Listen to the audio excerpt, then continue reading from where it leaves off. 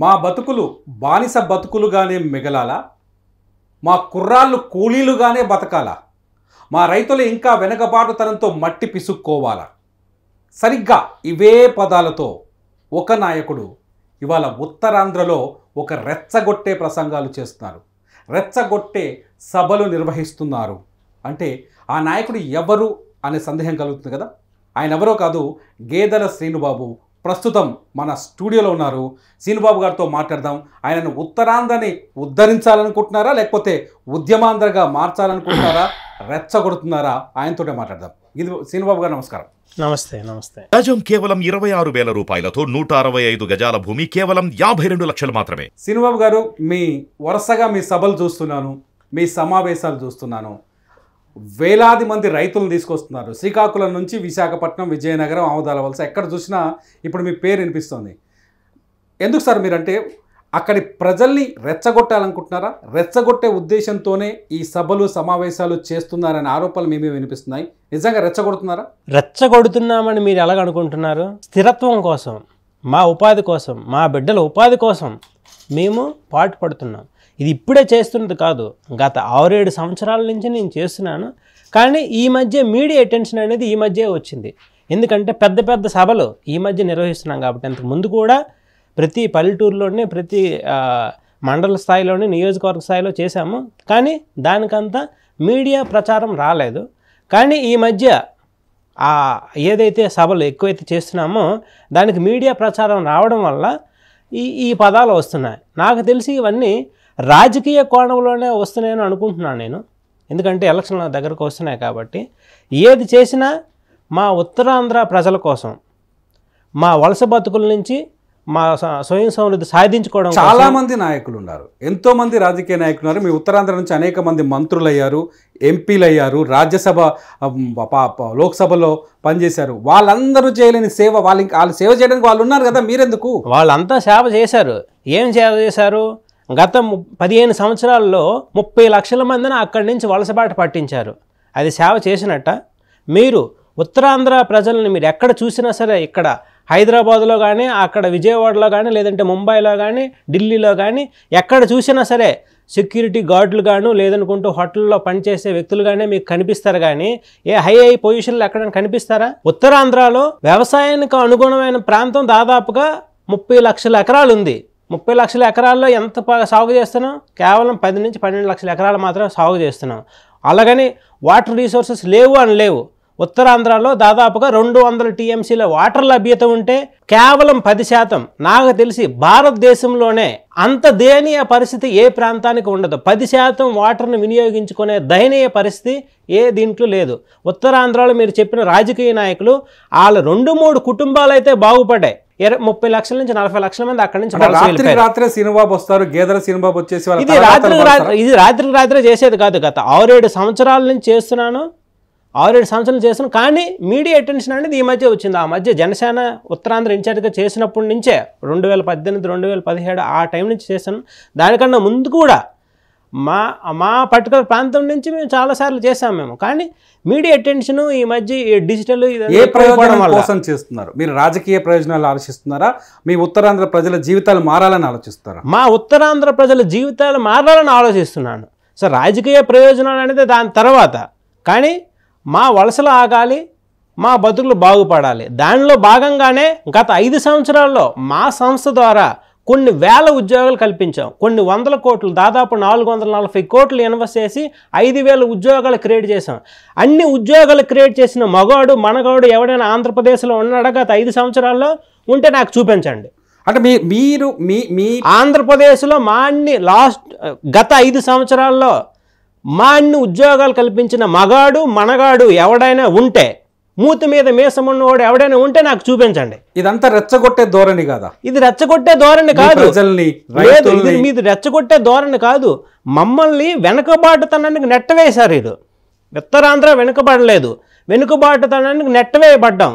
వలస రాజకీయ నాయకులు ఉత్తరాంధ్రకి వలస వచ్చి ఉత్తరాంధ్ర ప్రజలను వలసబాటు పట్టే విధంగా చేశారు. దీని వెనకాల రాజకీయ దురుద్దేశం ఉంది. రేపొద్దున మీరు రాజకీయాలకు రావాలని రెచ్చగొడుతున్నారంటే ఏం చెప్తారు మీరు? రాజకీయాలు అనేది దాని తర్వాత, ముందు జరుగుతున్న అన్యాయం గురించి చెప్పవలసిన అవసరం ఉంది. ఎందుకంటే అంతకు ముందు చేసేది వేరు, ఇప్పుడు చేసేది వేరు. ఇప్పుడు ఏంటి, స్వయం శక్తితో బతకదామని సరే బతకడానికి వీలు లేకుండా చేస్తున్నారు ఈ వలస పాలకులు అక్కడికి వచ్చి. అంటే మీరు మీ స్పీచ్లో చాలాసార్లు విన్నాను, మా భాష, మా యాస, మా మీద అందరి వలస అని చెప్పేసి మాట్లాడుతున్నారు. ఇదంతా ఒక రెవల్యూషన్ క్రియేట్ చేసేట్టు అనిపించట్లేదా? దేన్ని బేస్ చేసుకుని అడుగుతున్నారంటే, నాకు తెలిసి తెలంగాణ ఉద్యమం కూడా ఈ యాస, భాష, వ్యాస దాని మీదే వచ్చింది కాబట్టి మీరు దాని మీద చేస్తున్నారా అంటే, మా యాస అంటే, మా ప్రాంతం యాస అంటే నాకు ఇష్టం అండి.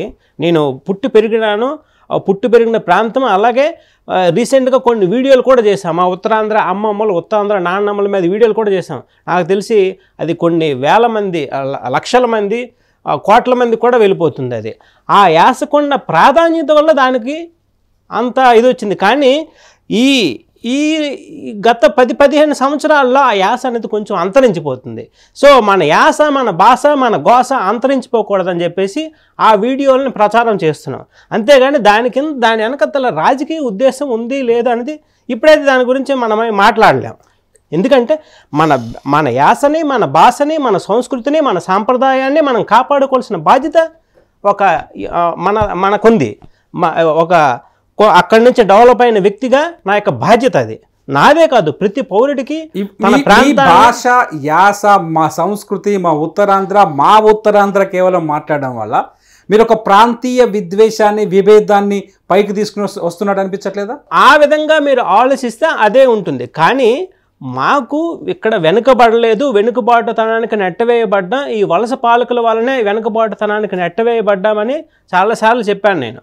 ఎందుకంటే చెప్పాము, దీనికి మీరు అడుగుతున్న యాసకి, భాషకి అక్కడికి వచ్చి మా యాస భాష మీద వంకలు పెడతారు. ఒకప్పుడు తెలంగాణ యాస భాషల మీద ఇలాగే వంకలు పెట్టి ఇప్పుడు సినిమాలన్నీ ఆ తెలంగాణ యాస భాషల మీద చేస్తున్నారు. ఎక్కడైతే యాస భాషల మీద ఎక్కువ ఇది ఉంటుందో, అభిమానం ఉంటుందో, సో దాన్ని వేరే వాళ్ళు కించపరిచారంటే అక్కడ ఉద్యమం లెగిస్తుంది.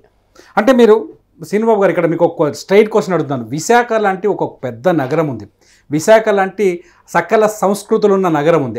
ఆ నగరం రేపో మాపో రాజధాని అవుతుందని రాజకీయ పార్టీల ఎజెండాల్లో కూడా ఉంది. ఇంతకంటే అభివృద్ధి మీకు ఏం కావాలి? విశాఖపట్నం అనే నగరం ఉంది, కానీ గత 25 సంవత్సరాలు విశాఖపట్నం అనేది ఈ వలస రాజకీయ నాయకులు ఆక్యుపై చేసి అక్కడ ఉన్న సహజ వనరులన్నీ వాళ్ళు దోచుకొని ఆ చుట్టుపక్కల ఉన్న మానవ వనరుల్ని, మనుషుల్ని వలస వెళ్ళే విధంగా చేశారు వాళ్ళు. అందువలన గత 25 సంవత్సరాల్లో మీకు అభివృద్ధి అనేది విశాఖపట్నంలో ఏమి జరగలేదు. ఆ జరిగిన అభివృద్ధి కూడా 25 సంవత్సరాల క్రితం జరిగిందే. ఎప్పుడైతే ఈ వలస రాజకీయ నాయకులు వచ్చారో వాళ్ళు వచ్చి 5 సంవత్సరాలు ఉద్యోగం చేసుకోవడం, వాళ్ళ సూట్ కేసు సర్దుకొని వాళ్ళు వెళ్ళిపోవడం, అదే జరిగింది. కనుక గత 25 సంవత్సరాల్లో ఏమీ అక్కడ డెవలప్మెంట్ జరగలేదు.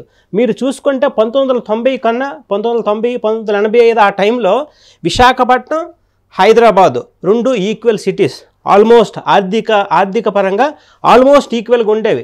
విశాఖపట్నంకే అది పర్యావరణ ప్రాంతంగా వచ్చిన అభివృద్ధి. ఏది స్టీల్ ప్లాంట్ అయినా, షిప్పింగ్ హార్బర్ అయినా, లేదనుకుంటే ఇప్పుడు ఈ ఫార్మా సిటీ అయినా, ఏవైనా ఇవన్నీ ఆటోమేటిక్గా వచ్చిన, ఎప్పుడు ఎస్టాబ్లిష్ అయిన సిటీ కాబట్టి అది ఆటోమేటిక్గా వచ్చిన డెవలప్మెంట్. దాని తర్వాత ఈ లాస్ట్ 25 సంవత్సరాల్లో అభివృద్ధి అనేది జరగలేదు. కానీ హైదరాబాద్లో అభివృద్ధి జరిగింది. ఎందుకు జరిగింది? ఐటీ పరంగా జరిగింది కాబట్టి, ఫార్మా పరంగా జరిగింది కాబట్టి హైదరాబాదు ఆల్మోస్ట్ 10 టైమ్స్ అయిపోయింది. విశాఖపట్నం ఓన్లీ 2 టైమ్స్ అయిపోయింది. వలస నాయకులు అనే మాట విన్నాను ఇంతకుముందు. వలస నాయకులు అంటే మీ ప్రాంతంలో సరైన నాయకత్వం లేకపోవడం వల్ల వలస నాయకులు వచ్చారా, లేకపోతే మీ ప్రాంతం మీద రుద్దబడ్డారని మీరు అనుకుంటున్నారా? మా ప్రాంతం మీద రాజకీయ పార్టీల ద్వారా రుద్దబడ్డారు. ఎలాగ జరిగిందంటే ఇది అన్యాయము. ఉత్తరాంధ్ర ప్రాంతంలో శాంతి కాముకులు మేము. ఎవరికైనా సరే ఎవరైనా ఒక మాట అంటే ఆ మాటను నమ్ముతాం. ఆ నమ్మి ఓకే ఒక పెద్ద ఆయన చెప్పారు కదా అనే ఉద్దేశంతో ఆ మాటను నమ్ముతాం. అలాగ నమ్మి ఇంతవరకు చర్చ మోసం చేశారు. కానీ నేను ఈ విషయాన్ని ఇంతటితో ఊరుకోను. నేను ప్రతి గ్రామానికి, ప్రతి మండలానికి, ప్రతి పౌరుడికి ఉత్తరాంధ్ర నుంచి ఎక్కడెక్కడైతే వలస వెళ్ళారో వాళ్ళందరికీ చెప్పి, మనము ఈ రాజకీయ పార్టీల వలన, ఈ వలస రాజకీయ నాయకుల వలన ఎలాగ నష్టపోయాము, మన సంస్కృతి సాంప్రదాయాలు ఎలాగ మంటగలిసిపోయి, దీన్ని ప్రతి ఒక్కరికి తెలియజేసే బాధ్యత నా మీద ఉంది. నా మీదే కాదు, ఉత్తరాంధ్రలో ఉన్న ప్రతి పౌరుడి మీద ఉంది. దానికోసం నేను వలస నాయకులు అంటున్నారు. ఏ వలస నాయకులు మిమ్మల్ని మీకు ద్రోహం చేశారు? ఆ ప్రాంతం నుంచి మీరు అయితే గత 25 సంవత్సరాల్లో మీరు విశాఖపట్నం ఎంపీలు చూసుకోండి, ఎమ్మెల్యేలు చూసుకోండి, మెజారిటీ ఆఫ్ ది ఎంపీ ఎమ్మెల్యేలు అందరూ ఈ వలస రాజకీయ నాయకులే. ఈ వలస రాజకీయ నాయకులు వచ్చి అక్కడ వచ్చి సూట్ కేసు ఒక 5 సంవత్సరాలు పనిచేయడం, ఆ సూట్ కేసు సర్దుకొని మళ్ళీ వెళ్ళిపోవడం, అదే జరిగింది. ఇంత దయనీయమైన స్థితి భారతదేశంలో ఏ ప్రాంతానికి లేదు. అందువలనే ఉత్తరాంధ్రలో గడిచిన 30 సంవత్సరాల నుంచి శ్రీకాకుళం, విజయనగరం మరియు రూరల్ ఏరియా, విశాఖపట్నం రూరల్ ఏరియాలో ఎప్పుడు ఆర్థిక పరంగా, విద్యపరంగా కంబైన్డ్ ఆంధ్రప్రదేశ్లో కావచ్చు లేదా విభజిత ఆంధ్రప్రదేశ్లో కావచ్చు, ఎప్పుడు ఆ 2-3 జిల్లాలు వెనుకబడే ఉంటాయి. ఆర్థిక పరంగా, విద్యపరంగా మీరు ఏ సంవత్సరం 10th క్లాస్ రిజల్ట్ తీసుకోండి, ఏ సంవత్సరం ఇంటర్మీడియట్ రిజల్ట్ తీసుకోండి, ఆర్థిక పరంగా వెనుకబడే ఉంటాయి, అలాగే విద్యపరంగా వెనుకబడే ఉంటాయి. సో దీనికి కారణం ఏంటి? అక్కడున్న 2-3 కుటుంబాలు, ఈ వలస నాయకులు. కానీ మీరు మీ సభల్లో రైతు సదస్సులు చూస్తున్నాను, నేను రెగ్యులర్గా ఫాలో అవుతున్నాను. మీ సభల్లో ఒక మాట బాగా చెప్తున్నారు, రైతుల పిల్లలు డిజిటల్ సీడ్స్ వేయాలి రైతుల పిల్లలకి, అవును, రైతుల పిల్లలంతా వెనక్కి తిరిగి రావాలి, రైతుల పిల్లల్ని ఇండస్ట్రియలిస్ట్గా మార్చాలి. ఇది మభ్యపెట్టే మాట అనే వాళ్ళకి మీరేం సమాధానం చెప్తారు? మబ్బి పెట్టే మాట అని మీరెందుకు అనుకుంటున్నారు? మబ్బి పెట్టవలసిన అవసరం నాకేముంది? నేను PhD చేశాను, పోస్ట్ డాక్టరేట్ చేశాను. ఇంతవరకు దాదాపుగా ఒక 25,000 నుంచి 30,000 ఉద్యోగాలు క్రియేట్ చేశాము. సాధ్యమా ఇది? సాధ్యమే. ఒకప్పుడు సాధ్యం కాదు, కానీ ఇప్పుడు ప్రపంచమే ఒక విలేజ్గా జరిగింది. ప్రపంచీకరణ మనకు ఒక అవకాశం ఇచ్చింది. సో ఎవరైనా సరే ఏ ఊరిలో కూర్చొని ఆ ఊరి నుంచే వాళ్ళు బిజినెస్ చేసుకునే అవకాశం ఇచ్చింది. అవకాశం గురించి నేను అక్కడ ఉన్న రైతులకి చెప్తున్నాను, అలాగే వాళ్ళ పిల్లలకు చెప్తున్నాను. నేటి రైతులే రేపటి పారిశ్రామికవేత్తలు, నేటి విద్యార్థులే రేపటి ఎంటర్ప్రెనర్సు అనే నినాదంతో ప్రతి ఒక్కరికి దగ్గరికి వెళ్ళి, మన ఉత్తరాంధ్రలో మానవ వనరులు, సహజ వనరులు చాలా పకడ్బందీగా ఉన్నాయి, కానీ వాటిని వినియోగించుకోవడంలో మనకు వెనకబడి ఉన్నాము. మనం వెనకబడలేదు. మనకు దానికి అనుగుణంగా ఇక్కడ ఉన్న రాజకీయ నాయకులు కానీ, వలస రాజకీయ నాయకులు కానీ మనకు దీనివైపు ప్రోత్సహించలేదు. అందువలనే మనం వెనకబడి ఉన్నాము. సో దీన్ని మనం వాళ్ళకి చెప్పడం వల్లనే, అందుకోసమని ఈ మధ్య మీరు రైతు సభల్లో మీరు చూస్తూ ఉంటే వేల మంది రైతులు, మనం ఒక జస్ట్ చెప్పామంతే, రైతు సదస్సు ఒకటి పెడతామని చెప్పామంతే, స్వచ్ఛందంగా వచ్చారు వేల మంది రైతులు. ఏ పొలిటికల్ పార్టీకైనా స్వచ్ఛందంగా వస్తారా ఈ రోజుల్లో? వాళ్ళకి కావాల్సిన ఇన్ఫర్మేషన్, వాళ్ళలో ఆ స్ట్రగుల్ ఉంది, కానీ నడిపించే నాయకుడు లేడు. ఇప్పుడు నాలాంటి వాళ్ళు వస్తున్నారు కాబట్టి డెఫినెట్గా ఈ ఉత్తరాంధ్ర వెనుకబాటుతనానికి తీసుకువెళ్తాం. ఇది ఈ మధ్యన నేను honourable prime minister Narendra Modi గారికి కూడా మాట్లాడడం జరిగింది, నరేంద్ర మోడీ గారితో కూడా భేటీ అయ్యి మాట్లాడడం జరిగింది. దాని సారాంశం ఏంటంటే, ఉత్తరాంధ్ర నుంచి కొన్ని లక్షల మంది వలస వెళ్ళిపోయారు. మా ఉత్తరాంధ్రకి ఈ వలసలు ఆపి లోకల్గా ఎంప్లాయ్మెంట్, ఉపాధి కల్పించాలంటే మాకు బుండేల్ఖండ్ తరహాలో ఒక స్పెషల్ ప్యాకేజీ ఇవ్వడం చాలా అవసరం అని చెప్పేసి, అది దేంట్లో పార్ట్గా అంటే డిజిటల్ ఇండియాలో పార్ట్గా రూరల్ ఎంప్లాయ్మెంట్ క్రియేట్ చేసి అక్కడ రైతులకి తగిన శిక్షణ ఇచ్చి, రైతుల యొక్క పిల్లలకి ఈ డిజిటల్ మార్కెటింగు, ఆర్టిఫిషియల్ ఇంటెలిజెన్సు వీటి మీద కానీ శిక్షణ ఇస్తే వాళ్ళ ప్రొడక్ట్స్. మీరు కలలుగా అంటున్నారు, మా పిల్లలకి డిజిటల్ సీడ్స్ ఇవ్వాలి, ఆర్టిఫిషియల్ ఇంటెలిజెన్స్ తీసుకురావాలి, మా రైతుల పిల్లల్ని పారిశ్రామికవేత్తలు చేయాలి. కానీ మీ రైతుల పిల్లలకు వనరులు ఉన్నాయి. ఉత్తరాంధ్రలో ధనవంతులంతా తినగలిగే జీడిపప్పు ఉంది, ఉత్తరాంధ్రలో మందస పాలకోవ ఉంది, ఉత్తరాంధ్రలోనే ఇలా కద్దరు చొక్కాలు తయారవుతాయి, పొందూరు కద్దరుంది. ఇన్ని వసతులు సౌకర్యాల్ని మీరు చెప్తున్నారు.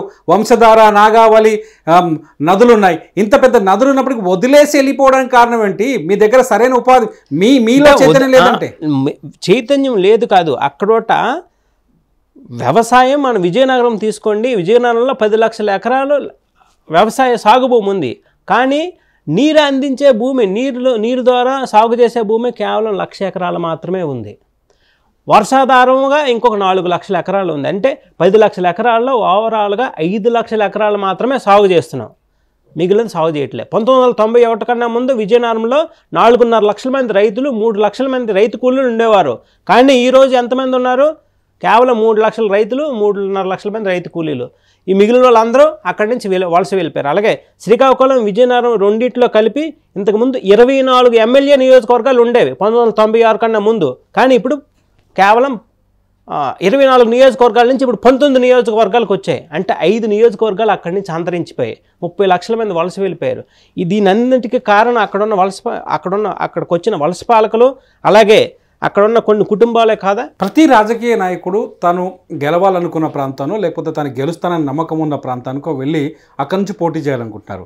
మీ ప్రాంతంలో ఆ నాయకుడు ఉద్భవించకపోవటం వల్లే, మీ ప్రాంతంలో అటువంటి నాయకత్వాన్ని అమాయకత్వం ఉండటం వల్లే వచ్చిరంటే ఏం చెప్తారు మీరు? ఇది అమాయకత్వం అని మీరు అనుకుంటున్నారు. మేమైతే ఒక పెద్ద వాళ్ళకి వాళ్ళు చెప్పే మాటలు విని నమ్మడం మా యొక్క అది మీరు ఏ విధంగా తీసుకోండి మేము నమ్ముతాం. ఆ నమ్మకాన్ని ఒమ్ము చేసి మా ప్రాంతాన్ని అస్థిరపరిచారు. వాళ్ళు అస్థిరపరిచి మీరు గుజరాత్లో ఎక్కడో, పాకిస్తాన్లో ఎక్కడో ఒక మత్స్యకారుడు కానీ అక్కడ పట్టుబడితే ఆ మూలమేమో మన ఉత్తరాంధ్ర మత్స్యకారులు ఉన్నారు. మీకు తెలుసా, ఉత్తరాంధ్ర మత్స్యకారులు గత 15 సంవత్సరాల్లో దాదాపు 50,000 మంది మత్స్యకారులు ఉత్తరాంధ్ర నుంచి తమిళనాడుకి, గుజరాత్కి బాండెడ్ లేబర్ కింద వెళ్ళిపోయారు. అలాగే ఉత్తరాంధ్రలో 30 లక్షల ఎకరాల సాగు భూమి ఉంటే కేవలం 12 లక్షల ఎకరాలు మాత్రమే సాగు చేస్తున్నారు. సో ఒకవైపు వాటర్ రీసోర్సెస్ పుష్కలంగా ఉన్నాయి. 200 టీఎంసీలు వాటర్ రీసోర్సెస్ ఉంటే అందులో కేవలం 20 టీఎంసీలు వాటర్ మాత్రమే వాడుతున్నాం. సో వాటర్ రీసోర్సెస్ ఉన్నాయి, భూములు ఉన్నాయి, కానీ పండించే విధానం, పండిన పంటకు తగిన గిట్టుబాటు ధర తీసుకొని రావడంలో విఫలమయ్యాం. ఎందుకు విఫలమయ్యారు? అక్కడున్న రాజకీయ నాయకులకి ఆ కుటుంబాలు బాగుపడాలంటే ఎవరైతే కొంచెం చదువుకుంటారో వాళ్ళని అక్కడి నుంచి పంపించేస్తే ఈ మిగిలిన వాళ్ళకి ఏదో ఓటింగ్ వచ్చినప్పటికీ ఒక 500-1000 రూపాయలు ఇస్తే వాళ్ళే ఓటేస్తారు అనే ధోరణిలో వాళ్ళు ఉన్నారు. అంటే రైతులకు గిట్టుబాటు ధర కావచ్చు, రైతుల చైతన్యం కావచ్చు. ఉత్తరాంధ్రలో ఒక్కచోటైనా ఆంధ్రప్రదేశ్లో 65% భూమి వ్యవసాయ భూమి. ఆంధ్రప్రదేశ్ అన్ని చోట్ల కూడా ఇదే సమస్య ఉంది. మీరు ఆంధ్రప్రదేశ్ మిగతా ప్రాంతాల్లో కూడా ఉద్యమిస్తారు ఇట్లే? మిగతా ప్రాంతాల్లో కూడా చెప్తున్నాను మేము. ఆంధ్రప్రదేశ్ అనేది భారతదేశంలో 4వ స్థానంలో ఉంది ఎక్స్పోర్ట్ రంగంలో. కానీ దాని యొక్క ప్రతిఫలాలు మాత్రం రైతులకు రావడం లేదు, అది దళారీలకు వెళ్ళిపోతుంది. సో మా రైతు సదస్సుల యొక్క ప్రాముఖ్యత ఏంటి? ఏదైతే రైతుల యొక్క ఉత్పత్తులు ఉంటాయో, సేంద్రియ ఉత్పత్తులు, కూరగాయలు కావచ్చు, లేదనుకుంటే పప్పు దినుసుల పల్సెస్ కావచ్చు, ఏదైనా కావచ్చు.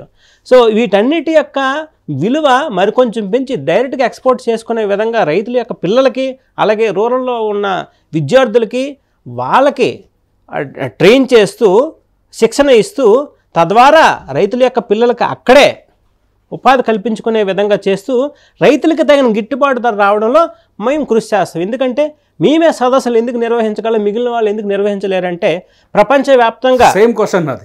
ప్రపంచవ్యాప్తంగా